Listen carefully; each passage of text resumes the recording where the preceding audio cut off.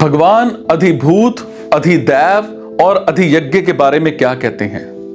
भगवान कहते हैं अर्जुन को कि हे देहधारियों में श्रेष्ठ अर्जुन,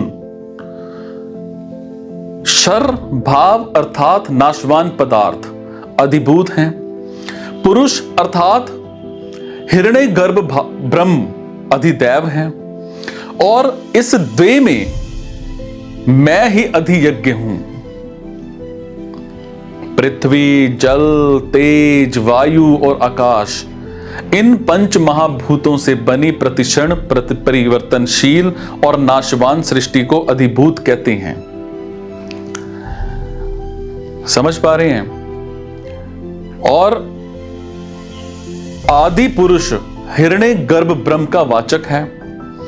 महासग्र के आदि में भगवान के संकल्प से सबसे पहले ब्रह्मा जी प्रकट होते हैं और फिर वो ही सर्ग के आदि में सब सृष्टि की रचना करते हैं। कहते हैं जैसे जैसे कर्म करते करते थकावट होती है तो कर्तव्य अभिमान, कर्म फलाशक्ति और संचित कर्मों के ज्यों के त्यों रहते हुए ही प्राणियों को नींद आ जाती है।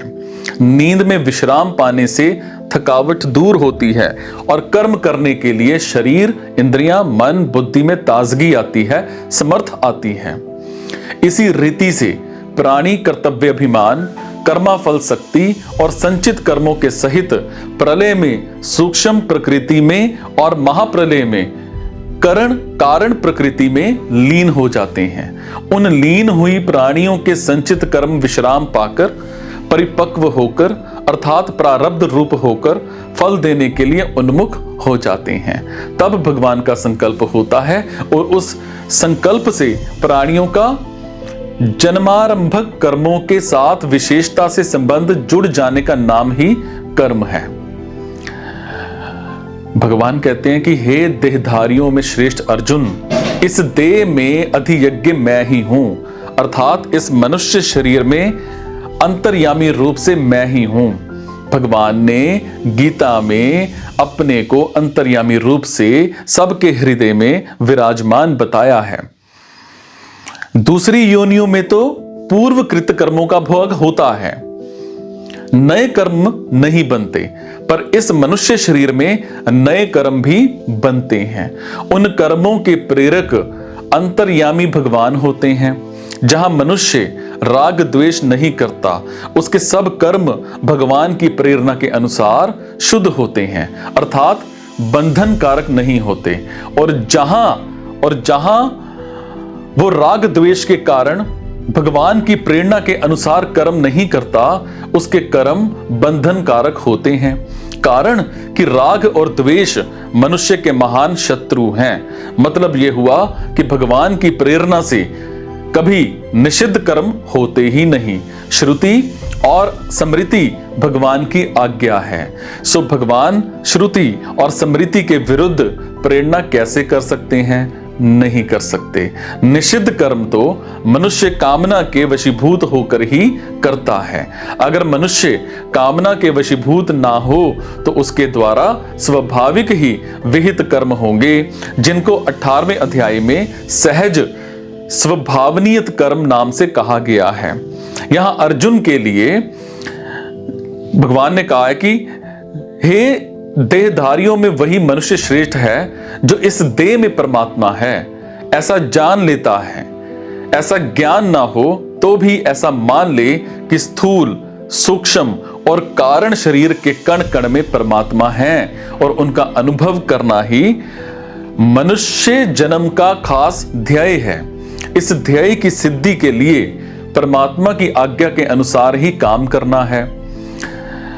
जो ब्रह्म, अध्यात्म, कर्म और अधिभूत, अधिदैव और अधियज्ञ का वर्णन हुआ है, उसे समझने मात्र के लिए जल का एक दृष्टांत दिया जाता है। जैसे जब आकाश स्वच्छ होता है तब हमारे और सूर्य के मध्य में कोई पदार्थ ना दिखने पर भी वास्तव में वहां परमाणु रूप से जल तत्व रहता है। वही जल तत्व भाप बनता है और भाप के घनीभूत होने पर बादल बनता है। बादल में जो जल कण रहते हैं उनके मिलने से बूंदें बन जाती हैं। उन बूंदों में जब ठंडक के संयोग से घनता आ जाती है तब वो ही बूंदें ओले मतलब बर्फ बन जाती हैं। ये जल तत्व का बहुत स्थूल रूप हुआ। ऐसे ही निर्गुण निराकार ब्रह्म परमाणु रूप से जल तत्व है। अधियज्ञ भाव रूप से जल है। अधिदैव बादल रूप से जल है। अध्यात्म बूंदे रूप से जल है। कर्म वर्षा की क्रिया है और अधिभूत बर्फ रूप से जल है। इस वर्णन का मतलब यह हुआ कि जैसे एक ही जल परमाणु, भाप, बादल, वर्षा की क्रिया, बूंदें और ओले के रूप में या रूप से भिन्न भिन्न दिखता है पर वास्तव में है एक ही। इसी प्रकार एक ही परमात्म तत्व ब्रह्म अध्यात्म, कर्म, अधिभूत, अधिदैव और अधियज्ञ के रूप में भिन्न भिन्न प्रतीत होते हुए भी तत्वता एक ही है। इसी को समग्रम वसुदेव सर्वम कहा गया है। तात्विक दृष्टि से तो सब कुछ वसुदेव ही है। इसमें भी जब विवेक दृष्टि से देखते हैं तब शरीर, शरीरी, प्रकृति, पुरुष ऐसे दो भेद हो जाते हैं। उपासना की दृष्टि से देखते हैं तो उपासय, उपासक और त्याज्य ये तीन भेद हो जाते हैं। इन तीनों को समझने के लिए यहां 6 भेद किए गए हैं। परमात्मा के 2 भेद, ब्रह्म मतलब निर्गुण और अधियज्ञ मतलब सगुण। जीव के 2 भेद, अध्यात्म मतलब सामान्य जीव जो कि बद्ध है और अधिदैव मतलब कारक पुरुष जो कि मुक्त है। संसार के 2 भेद, कर्म जो कि परिवर्तन का पुंज है और अधिभूत जो कि पदार्थ है।